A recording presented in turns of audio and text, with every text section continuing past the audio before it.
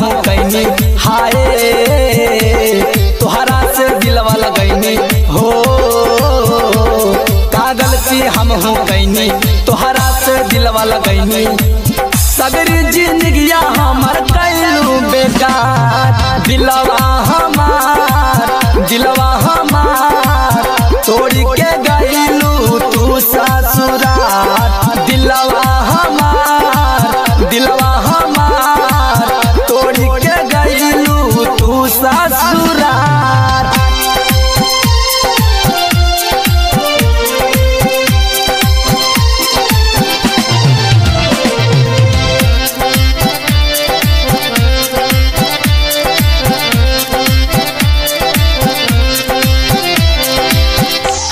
दीवाना तोहर मत दातू साजा, दिल के पुकारे सुनी एक बेरे आजा।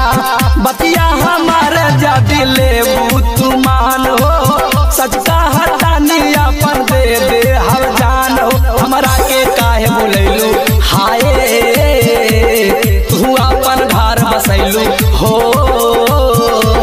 हमरा के काहे बुलैलू, तू अपन घर बसैलू। जीते जिंदगिया हमर दिहलू तुम्हार, दिलवा हमार तोड़ के गईलू तू ससुराल। दिलवा हमार तोड़ के गईलू तू ससुराल।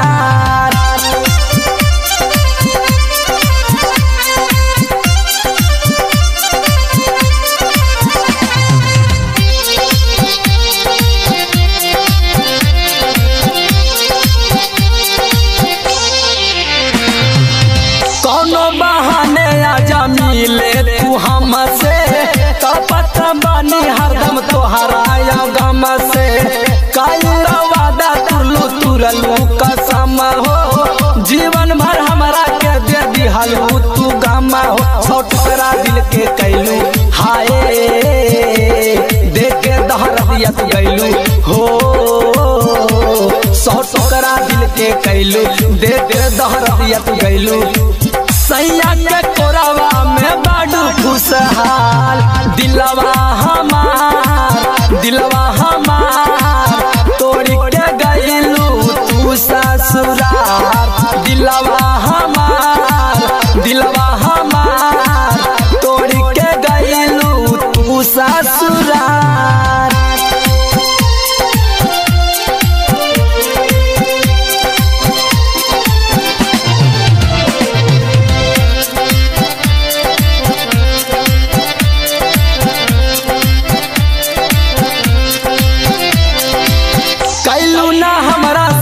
तू न साफ हो, तबो हम तोहरा के कदहनिया माफ हो। राइटर राजू से तू मिले न आइहा, सोनू बिहारी साथ तू खुश रहिया। यही बाटे हमरो दुआ हो, हाय तू खुश रहिहा ससुरा हो। हाय यही बाटे हमरो दुआ हो, तू खुश रहिहा ससुरा हो। अखिया न देखी कबो रहिया तोहार, दिलवा हमार